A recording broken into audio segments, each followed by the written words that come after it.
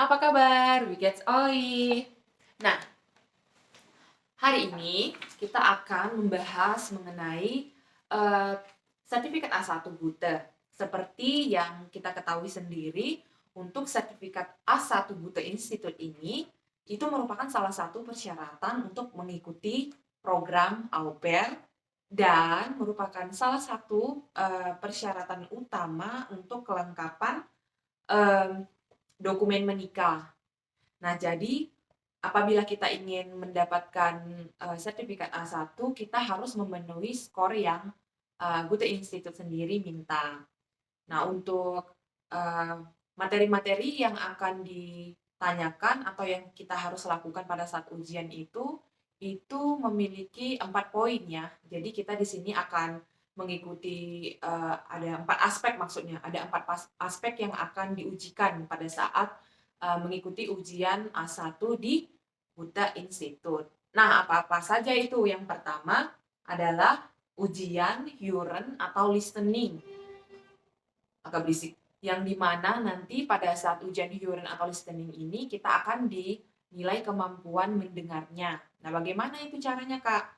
Nah, nanti kan di sini ada sekitar 20 soal yang akan kita kerjakan dan kita akan mendengar audio.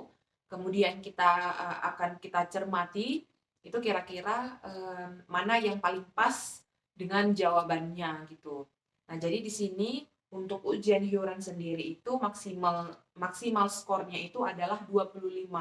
25. Kemudian selanjutnya adalah yang bagian lesson atau reading. Jadi di sini kita akan dinilai kemampuan kita membaca, memahami soal yang telah disediakan. Nah, sama juga nanti di situ soal yang akan diberikan itu sekitar 20 soal.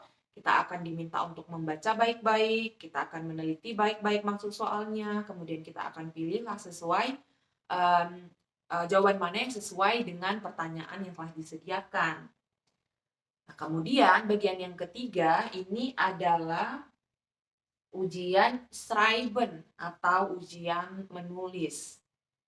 Nah, di ujian menulis ini biasanya kita itu akan lebih dilihat untuk kemampuan kita, apakah kita bisa memahami bagaimana nih peraturan cara penulisan dalam bahasa Jerman. Karena kan kita ketahui sendiri kalau misalkan menulis dalam bahasa Indonesia dan bahasa Jerman itu sangat berbeda. Mulai dari penulisan huruf besar, kemudian penulisan eh, apa namanya, kemudian penulisan alfabet yang digunakan, apakah sesuai dengan eh, yang disarankan atau tidak gitu. Jadi kita memang harus benar-benar paham. Kemudian jangan lupa juga penggunaan artikel yang sidertidas itu memang sulit, tapi kita tetap bisa menghafalnya. Yang penting kita ulang-ulang, maka kita juga akan bisa memahami. Yang penting pada saat ujian menulis ini, ya kita membiasakan diri kalau misalkan setiap penulisan kata benda itu diwajibkan penulisan huruf besar, itu poin yang jangan lupa. Kemudian nanti bisa di setting-setting apa saja uh, yang harus kita perhatikan dalam ujian menulis atau Schreiben dalam Goethe Institut. Kemudian yang selanjutnya yang akan kita lakukan adalah ujian Sprechen atau berbicara. Oh ya, by the way, sebelum yang Sprechen ini kan tadi ada ujian Huron, kemudian ada ujian Lesson sama Schreiben. Nah, jadi masing-masing ujian itu punya 20 soal. Ada 20 soal, tapi kalau misalkan di Schreiben ini kalau nggak salah nanti kita di situ juga akan disuruh buat surat. Kita akan disuruh buat surat. Nanti mereka akan kasih perintahnya ke suratnya seperti apa di dalam lembar kertas ujian itu. Kemudian nanti setelah ujian tulis menulis, mendengar serta membaca itu selesai, yang selanjutnya adalah ujian Sprechen atau kemampuan berbicara.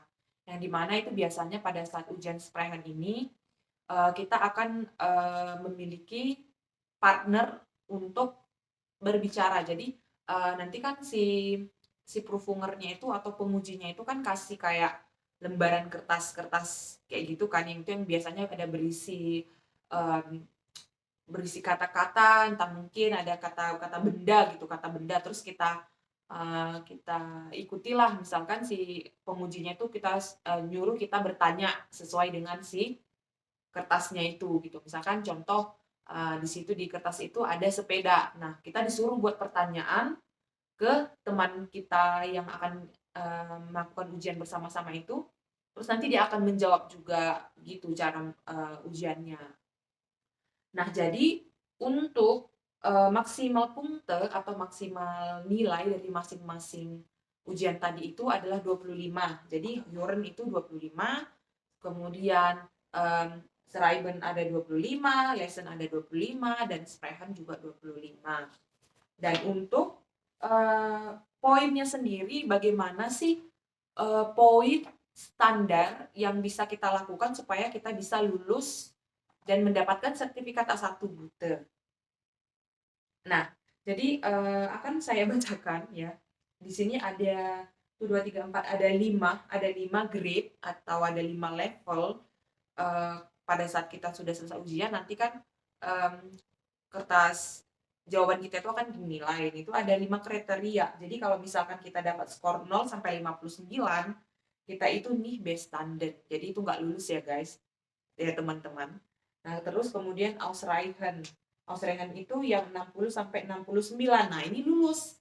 Nah, berarti di sini kita bisa lihat bahwa minimum skor atau punkte yang harus kita dapatkan untuk lulus di Gute itu adalah 60.